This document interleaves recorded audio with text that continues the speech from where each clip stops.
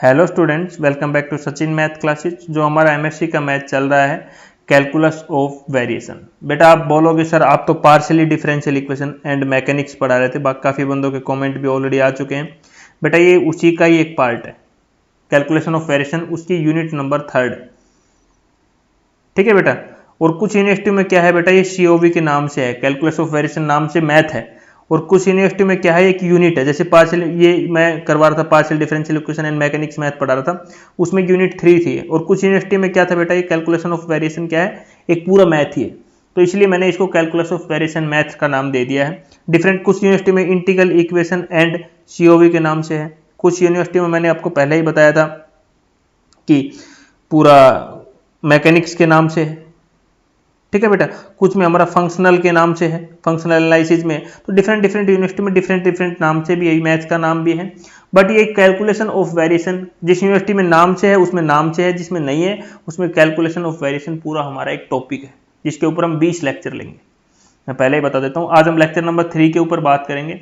आगे मैं सिलेबस का डिस्कशन भी अभी आगे करेंगे, वहां से आपको पूरा पढ़ना है। और लेक्चर नंबर 3 के ऊपर हम आगे बात करते हैं, चलते हैं अभी आगे। तो अभी हम कैलकुलस ऑफ वेरिएशन का क्या है, इसका हम पूरा ये जान लेते हैं कि सिलेबस हम करेंगे क्या क्या। सबसे पहले लेक्चर में सीखेंगे कि यूलर इक्वेशन क्या होता है। फिर सेकंड लेक्चर में क्या सीखेंगे, एक्सट्रीमल ऑफ द फंक्शन निकालना सीखेंगे। बहुत सारे क्वेश्चन रहेंगे। सबसे पहले किसमें, जिसमें वाई डैश रहेगा, फिर उसमें जिसमें वाई डैश जेड डैश 2 रहेंगे हमारे। फिर थर्ड लेक्चर में क्या है, डबल डेरिवेटिव का रहेगा। फिर फिफ्थ लेक्चर ट्रिपल डेरिवेटिव आ जाए। उसके बाद एक हमारी थ्योरम रहेगी जिससे हम शॉर्टेस्ट लेंथ या शॉर्टेस्ट डिस्टेंस निकालना सीखेंगे। सेवंथ लेक्चर में क्या है बेटा, तो कर्व पासिंग रहेगा, इसे हम जर्नेट ऑफ द सरफेस निकालना सीखेंगे, जो बहुत ही इंपॉर्टेंट है आपके एग्जाम पॉइंट ऑफ व्यू से। उसके बाद 8th में हमारी बच्चे सोल्यूशन प्रॉब्लम रहेगी, वो सीखेंगे। फिर हमारा 9वें लेक्चर में फिर दोबारा से एक्सट्रीमल ऑफ द फंक्शन निकालना सीखेंगे, इसमें एक नई प्रॉब्लम आएगी, उससे सीखेंगे। फिर हमारा 10th में फिर एक्सट्रीमल ऑफ द फंक्शनल निकालना सीखेंगे। किसका, एक ये प्रॉब्लम इस प्रकार से दी रही होगी हमारी, ये बहुत ही इंपॉर्टेंट रहेगी। 11 से हमारा जियोडिक्स शुरू हो जाएगा। जियोडिक्स में क्या रहेगा, सबसे पहले हम राइट सर्कुलर सिलेंडर का इक्वेशन निकालना सीखेंगे। फिर कोन का 12th लेक्चर में, 13th में हमारा स्क्वायर का। फिर 14th लेक्चर से ना बेटा हमारी यूलर इक्वेशन जो हमने सीखी थी उसकी इंपॉर्टेंस थ्योरम शुरू हो जाएगी। हाँ, 14th में एक थ्योरम है हमारी। फिर 15th में हमारी अलग से थ्योरम है। 16th में हमारी बेटा इसको आइसोट्रोपिक भी बोलेंगे। आइसोट्रोपिक्स प्रॉब्लम्स रहेगी, टॉपिक का नाम रहेगा ये। इसका न्यूमेरिकल, ये 16th न्यूमेरिकल और 19th न्यूमेरिकल दोनों सेम है, बट मैंने अलग अलग लेक्चर में लिया है क्योंकि ये अभी लेटेस्ट पैटर्न का न्यूमेरिकल आपके एग्जाम में आना शुरू हुआ था, तो वहां से। फिर हमारा 17th एक दोबारा से एक थ्योरम है हमारी। 18th हमारा जो मूविंग बाउंड्री प्रॉब्लम है बेटा, जिसका नाम कई बार आएगा ट्रांसविलिटी कंडीशन, जिसका एक एंड फिक्स रहेगा। एक इसमें 2 पार्ट रहेंगे बेटा, ये मैंने खाली आपको बताने के लिए लिया है। जब इनके लेक्चर लेंगे ना बेटा, तो एक थ्योरम के 5-5 नाम है, वो सब मैं लेक्चर लूंगा ना, इस थ्योरम का 5 नाम, इसके 5 नाम, सबके 4-4 5-5 नाम है। तो जब मैं लेक्चर लूंगा ना वहां पे, तो इसके डिफरेंट नाम है, वो पूरे लेक्चर में ब्रीफ के साथ आपको मैं वहां पे दे दूंगा। अभी वैसे मैं आपको ओनली क्या है बेटा, ये बता रहा हूँ कि ये टॉपिक मैं कराऊंगा। तो अभी तक यही प्लान है, आगे में जो टॉपिक्स मेरे पास आते रहेंगे मैं आपके पास शेयर करता रहूंगा। तो हमारा ये क्वेश्चन अभी दिया हुआ है, मैंने आपको बता दिया था पढ़ के, तो यहाँ पे ये अभी यहाँ पे देखो, पिछले क्वेश्चन तक हम क्या पढ़ रहे थे, एफ एक्स वाई और वाई डैश तक का ही क्वेश्चन गिवन था। अभी क्या है हमारा, एफ एक्स तो रहेगा ही रहेगा, वाई डैश कब आएगा, जब वाई आया होगा तो वाई डैश। फिर जेड डैश कब आएगा, तो जब जेड का ही डिफरेंशिएशन किया होगा तभी तो जेड डैश आया होगा। तो फंक्शन हमारा किस प्रकार से लिखा जाएगा, x y y dash z z dash तक। बाउंड्री कंडीशन हमारी ये दी हुई है, तो मैंने देखो यही लिखा हुआ है, is equal to y dash square plus z dash square. अब बेटा यहाँ पे याद रखो कि जो मैंने आपको यूलर इक्वेशन पढ़ाई थी वो ये पढ़ाई थी, किसके लिए पढ़ाई थी, जब फंक्शन हमारा एक्स वाई और वाई डैश दिया हो तब के लिए पढ़ाई थी। लेकिन इसमें तो जेड डैश आ गया भाई, जेड डैश के लिए क्या करना है, कुछ नहीं करना, जहाँ वाई है वहां पे एक जेड और लगा दो अलग से, एक इक्वेशन और बना दी मैंने, यहाँ पे देख रहे हो, ये तो वाई के लिए हो गई है, जेड के लिए हो गई। अब क्वेश्चन में जेड दे रखा है, वाई दे रखा है, कोई दिक्कत नहीं है। वाई डैश के लिए तो हमारी, वाई के लिए तो ये थी, और जेड के लिए हमने एक नई इक्वेशन लिख लिया, 2 इक्वेशन बन जाएगी। यहाँ पे हमें अभी तक क्या था, वाई निकालना हमारा मोटो रहता था, तो वाई तो सेम निकालेंगे इसी इक्वेशन का यूज करके। यहाँ से हमें बेटा जेड और निकालना पड़ेगा, वाई इक्वल टू निकालना पड़ेगा, यहाँ इक्वल टू जेड निकालना पड़ेगा। फंक्शनल हमारा सेम रहेगा, ठीक है। अब देखो फंक्शन हमारा क्या दिया हुआ है, यही दिया हुआ है। यहां से हमें इसी इक्वेशन का यूज करके इसकी वैल्यू कर ली एफ अपॉन कर ली वाई की वैल्यू निकालनी है, कर ली एफ अपॉन कर ली वाई डैश की वैल्यू निकालनी है, इसमें पुट करनी है। फिर यहाँ से कर ली एफ अपॉन कर ली जेड की वैल्यू निकालनी है, कर ली एफ अपॉन कर ली जेड डैश की वैल्यू निकालनी है। बेटा ये ऊलर इक्वेशन में क्या कर, जब जेड के रिस्पेक्ट में आ रहा तो वाई की जगह हमने जेड जेड ले लिया, वाई तो था ही क्योंकि वाई भी है और जेड भी है तो दोनों लेना है, तो वाई भी ले लिया, एक साइड में हमने जेड ले लिया।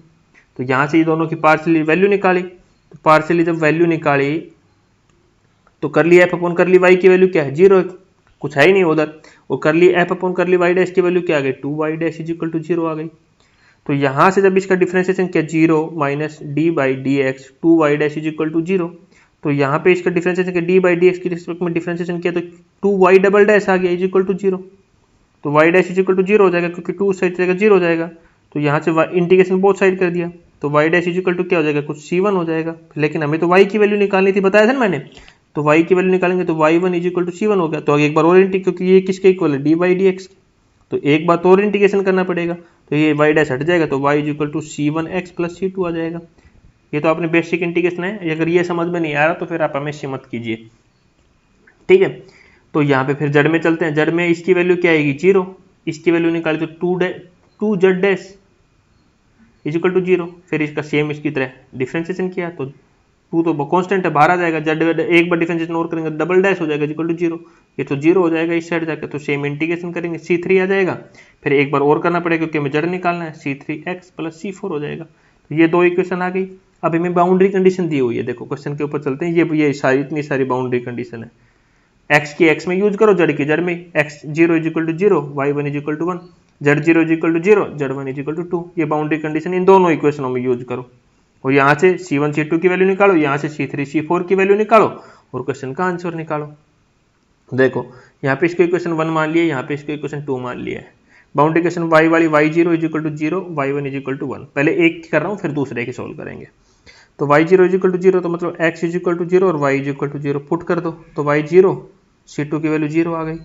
फिर अगली बाउंड्री कंडीशन क्या है y1 इज इक्वल टू 1, तो मतलब x की वैल्यू भी 1 और y की वैल्यू भी 1, तो x की जगह y की जगह 1 पुट किया, c1 x की जगह 1 के c1 प्लस c2 हमारी वैल्यू क्या आई थी 0, तो c1 की वैल्यू क्या आ गई 1, तो y की वैल्यू क्या आ गई बेटा x आ गई, यहाँ से y किसके इक्वल आ गया x के इक्वल, यही हमें निकालना था। अभी जड़ को और सॉल्व करते हैं, जड़ के लिए क्या z0 इज इक्वल टू 0, तो मतलब x की वैल्यू 0 है और z की वैल्यू भी क्या है 0, तो इसमें पुट करो तो z is 0 is equal to x की जगह 0 प्लस c4 की वैल्यू क्या आ गई 0। अगला देखो z1 इज इक्वल टू 2, तो x की वैल्यू कितनी है 1 है और z की वैल्यू क्या है 2 है, तो z की जगह 2 पुट किया, c3 x की वैल्यू 1 प्लस c4 हमारा क्या है 0 है ऑलरेडी, तो c3 की वैल्यू कितनी आ गई 2, तो c4 और c3 की वैल्यू इक्वेशन नंबर 2 में रखो, तो z की वैल्यू क्या आ गई 2x। ये हमारा क्वेश्चन था, बताओ किसको समझ में नहीं आया, इतना इजी क्वेश्चन है, ये क्वेश्चन आपको इस प्रकार से करना है। अभी एक और बड़ा क्वेश्चन लेते हैं, 90% में कराऊंगा, यहाँ पे 10% में आपको सॉल्यूशन भी देके जाऊंगा इस क्वेश्चन का, और करना है आपको, बस बच्चों वाला काम दूंगा यार। a plus b is equal to 3 है, a minus b is equal to 4 है, यहाँ से a और b की वैल्यू तो आप निकाल ही लोगे, ये मैं आपको खुद करना पे क्योंकि बहुत ही लंबा लेक्चर होगा, और ठीक है मैं ये भी करा दूंगा आपको, बाद में प्रॉब्लम होगी, बाद में कॉमेंट करते घूमते हो आप लोग।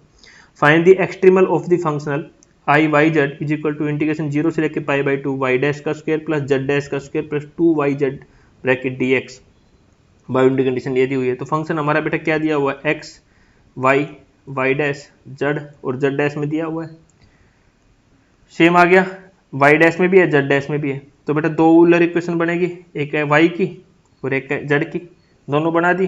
फंक्शनल हमारा ये दिया हुआ है दोनों का, यहाँ से इसकी वैल्यू निकालो, इसकी वैल्यू निकालो, यहाँ से इसकी वैल्यू इसकी वैल्यू, इसकी वैल्यू ये आई, इसकी वैल्यू ये आई, इसकी ये पुट कर दो इक्वेशन 1 और 2 में, तो हमारी ये इक्वेशन बन गई यहाँ पे और यहाँ पे हमारी ये इक्वेशन बन गई, ठीक है। जब सारी वैल्यू पुट किया, जब पुट कर दिया तो यहाँ से इसको देखो 2z वाई डैश है तो क्या हो जाएगा minus y double dash is equal to 0, क्योंकि एक बार डिफरेंशिएशन और करना पड़ेगा, बाहर डी बाई डी एक्स है तो एक बार तो डबल डैश हो जाएगा, तो यहाँ क्या हो जाएगा 2y minus 2 double dash z is equal to 0, इसका क्या डबल डैश जेड हो जाएगा ना बेटा इज इक्वल टू 0, तो ये होगा इक्वेशन नंबर 3 मान लिया, इसको मैंने इक्वेशन नंबर 4 मान लिया यहाँ पे डिफरेंशिएशन करके।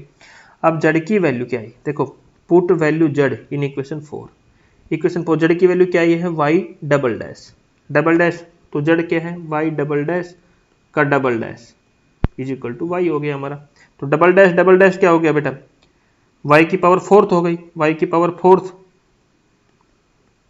इज इक्वल टू वाई, तो y की power fourth minus y is equal to क्या होगा 0।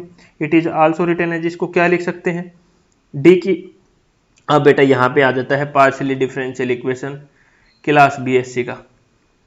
ऑक्सिलरी इक्वेशन निकालते थे, याद है आपको, उसके बाद कॉम्प्लीमेंट्री फंक्शन निकालते थे, उसके बाद पार्टिकुलर सॉल्यूशन निकालते थे, दोनों को C F plus P I करते थे तो हमारा कंप्लीट सॉल्यूशन आता, सी एस आता था बेटा, वो मेथड यूज कर दिया।